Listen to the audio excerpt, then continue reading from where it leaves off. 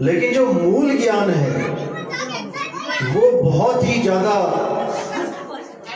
जब भाग्य जागृत होता है जीव का तब प्रकट होता है, तब उसको वो प्राप्त होता है।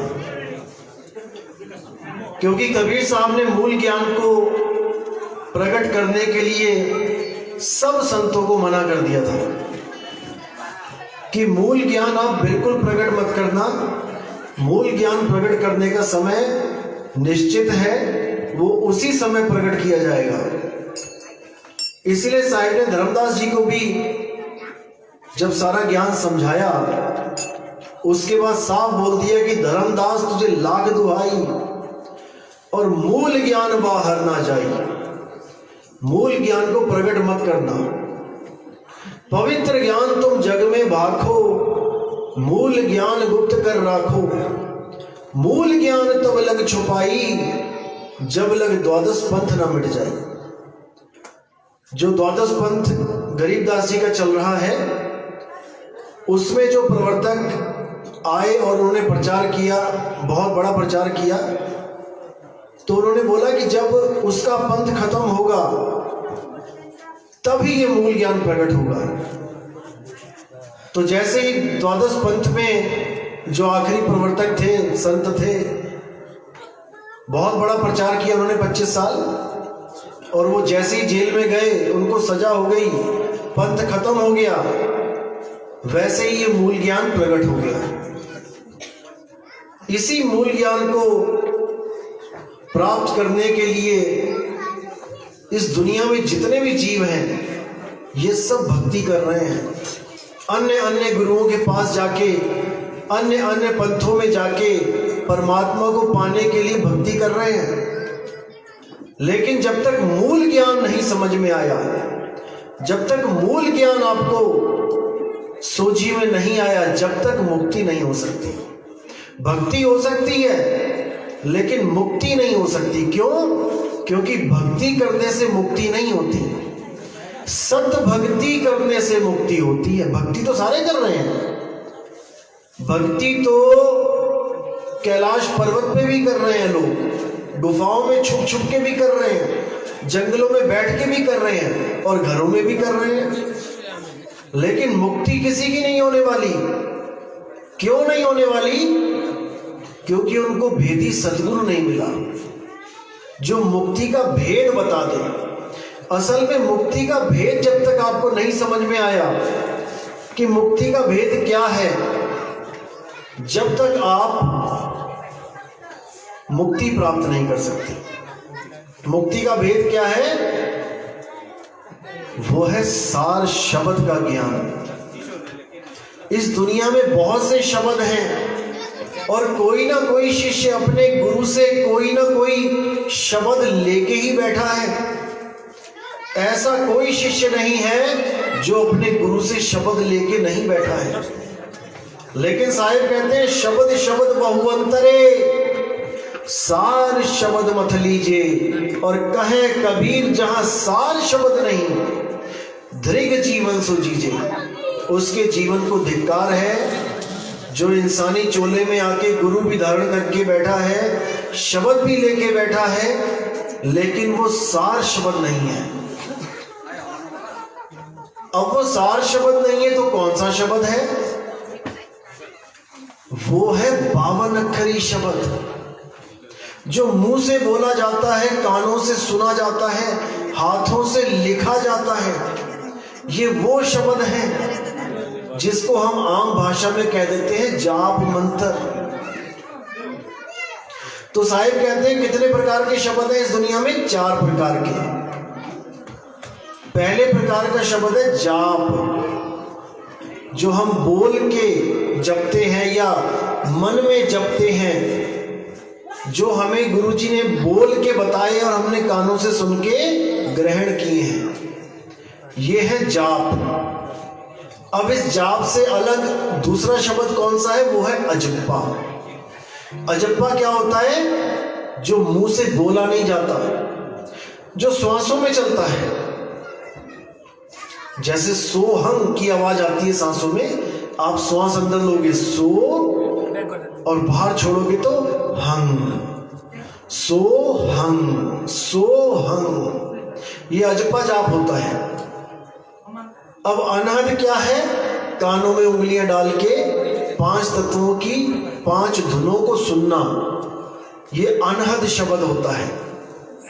तो साहिब कहते हैं ये 3 प्रकार के जो शब्द हैं ये अधूरे गुरु देते हैं। कौन कौन से? जाप, अजपा, अनहद। अब कौन सा बचा? अब बचा सार शब्द। जो सार शब्द होता है वो ना तो लेने की चीज होती है ना देने की चीज होती है, ना तो उसको होठ कंठ के द्वारा बोला जा सकता है, ना उसे श्वासों के द्वारा, वो अपनी सुरत जोड़नी होती है। और वो सुरत कैसे जुड़ती है? जब भेदी सतगुरु आपको सैन दे दे, इशारा दे दे। जैसे ही भेदी सतगुरु ने आपको इशारा दिया, आपकी सुरत ऑटोमेटिकली चलने लग जाती है, अपने आप पहुंचने लग जाती है। तो साहिब कह रहे हैं जाप मरे, अजपा मरे, अनहद भी मर जाए, और सुरत समाए शब्द में, वाको काल न खाए। अगर काल भगवान से बचना है, जन्म मरण से बचना है, तो सार शब्द का ज्ञान होना ही चाहिए। अगर सार शब्द का ज्ञान नहीं है और किसी गुरु से केवल मंत्र लेके बैठ गए हो आप, तब आपकी मुक्ति नहीं होने वाली। क्योंकि जितने भी ये मंत्र हैं ये सब जीव के आधार पे चलते हैं, जीव से बोल के दिए जाते हैं।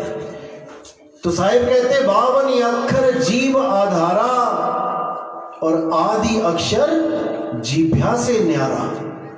वाही को सत सिमरन कहिए, और सिमर सिमर नर उतरो पारा। जो सच्चा सिमरन है वो 52 अक्षरी नामों का नहीं है।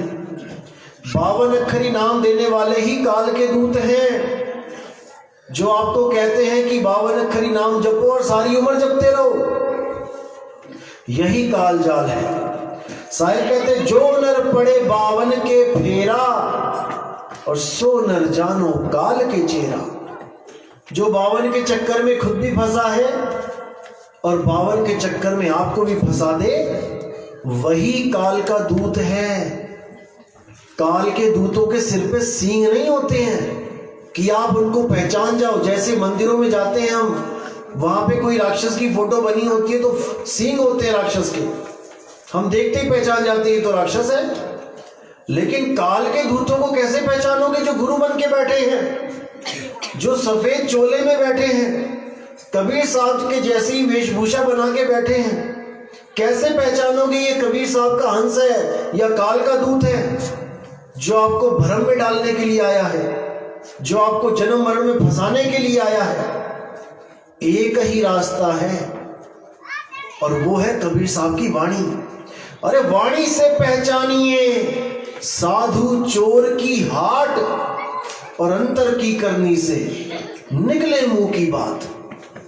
साधु और चोर यानी कि परमात्मा का हंस और काल का दूत दोनों ही गुरु बन के बैठे हैं, दोनों ही स्टेज लगा के बैठे हैं, और दोनों ही शिष्य बना रहे हैं। अब कैसे पता लगे कि कौन सा काल का दूत है और कौन सा परमात्मा का हंस है? तो उसका एक ही जरिया है पता करने का, वो है कबीर साहब की वाणी। तो साहिब कहते हैं जो नर पड़े 52 के फेरा, और सो नर जानो काल के चेहरा। और जब 52 का टूटे डोरा, सहजे छूटे काल झकोरा। फिर नहीं आए फिर नहीं जाए, वो सार शब्द में रहे समाये। जब 52 अक्षरों का ज्ञान खंडित कर दिया जाता है, जब तुम्हें ऐसा गुरु मिल जाता है जो तुम्हें जाप, अजपा और अनहद से परे कर देता है, तब समझ जाना कि अब तुम्हारी मुक्ति होने वाली है। अब तुम्हें ये काल के दूत पकड़ने वाले नहीं है, ये यमदूत पकड़ नहीं सकते। लेकिन उसके लिए आपको विवेकी होना पड़ेगा, ऐसा विवेक जगाना पड़ेगा कि दोबारा इन काल के दूतों को पहचानने में कोई गलती ना कर पाओ। क्योंकि जन्म जन्म से हम इन्हीं के चक्करों में पड़े हुए हैं, इन्हीं के द्वारा दी गई गलत भक्तियां करके अपना अनमोल जीवन बर्बाद करके जा रहे हैं। बार बार माँ के गर्भ में जाना पड़ रहा है। पता नहीं कितनी औरतों को आज तक हम अपनी माँ कह चुके हैं। अगर तुम पिछले जन्मों का हिसाब लगाओ तो करोड़ों जन्म हो चुके हैं। करोड़ों माएँ एक साथ तुम्हारे सामने आ जाए, तुम्हारी हालत खराब हो जाएगी। लेकिन आज इस जन्म की एक माँ को अपनी माँ समझ के बैठे, इस एक जन्म के पिता को अपना पिता समझ के बैठे, जबकि ऐसे लाखों माता पिता भाई बहन पीछे छोड़ के आ चुके हैं। तो इसी को समझना है कि अगले जन्म में हमें ना जाना पड़े, ये जन्म मरण इसी जन्म में खत्म हो जाए, तब तो समझ लो कि परमात्मा की दया हो जाएगी। नहीं तो जो कुछ भी आप कर रहे हो, धन कमा रहे हो, डिग्रियां ले रहे हो, नौकरियां कर रहे हो, बड़े बड़े ओहदे प्राप्त करना चाहते हो, बड़े बड़े मिनिस्टर बनना चाहते हो, अभी प्राण खत्म हुए, अभी प्राण निकले और वो सारी मेहनत जीरो। अब फिर किसी माँ के गर्भ में पड़े हुए हैं। जो हमने जीवन का लक्ष्य बनाया था कि मैं डॉक्टर बनूंगा, मैं इंजीनियर बनूंगा, मैं सीएम बनूंगा, मैं पीएम बनूंगा, यहीं धरे का धरा रह जाएगा। और अगला जन्म कहां चला गया? किसी कुतिया के गर्भ में, किसी बकरी के गर्भ में, किसी घोड़ी ऊंट के गर्भ में। अब क्या बन के निकल आए? कुत्ता, हाथी, घोड़ा, बिल्ली, बकरी। अब कहां गए तुम्हारे डॉक्टर? कहां गया तुम्हारा इंजीनियर? कहां गया तुम्हारा मिनिस्टर? वो सब धरे का धरा रह गया। एक सपना था, सपने में करोड़पति बनने का सपना देख रहे थे, सपना टूटा तो एक कुत्ता बिल्ली बन के सामने आ गए। ये 1,84 चलती ही रहेगी जब तक आपको सार शब्द का भेद नहीं मिल गया। तो कबीर साहब कहते हैं, शब्द शब्द बहु अंतरे और सार शब्द मत लीजे। दुनिया में लाखों गुरु हैं, करोड़ों गुरु हैं, आपको मंत्रों में उलझा देते हैं, लेकिन सार शब्द का ज्ञान नहीं होता। जब तक सार शब्द का भेदी गुरु आपको नहीं मिल गया, मुक्ति नहीं हो सकती। तो इससे पहले कि इस काया में से निकलना पड़े, इस शरीर में से निकलना पड़े, सार शब्द का ज्ञान प्राप्त करके उसमें समा जाओ। सुरत समाए शब्द में, वातो काल ना खाए। कौन से शब्द में समाना है, इस पे विचार करना है। 2 प्रकार के शब्द होते हैं मेनली। एक होता है जो बोलने में आ जाता है और एक है जो अबोल है। तो साहिब कह रहे हैं कि जितने भी बोलने में आते हैं ये सब आदमी ने बनाए हैं, इंसानों ने बनाए हैं। एक समय ऐसा था जब इंसान जानवरों की तरह इस दुनिया में आया और शिकार करके भोजन करता था, जानवरों की तरह रहता था। कोई भाषा नहीं थी, कोई अक्षर नहीं था, कोई ज्ञान नहीं था। यहां तक कि आग की भी खोज नहीं हुई थी। अग्नि भी पत्थर से पत्थर टकरा के उसने बाद में सीखा निकालना, प्रकट करना। उससे पहले वो कुछ नहीं बोलता था, कोई नाम नहीं था, कोई अक्षर नहीं था। तो क्या परमात्मा नहीं था? परमात्मा तो था।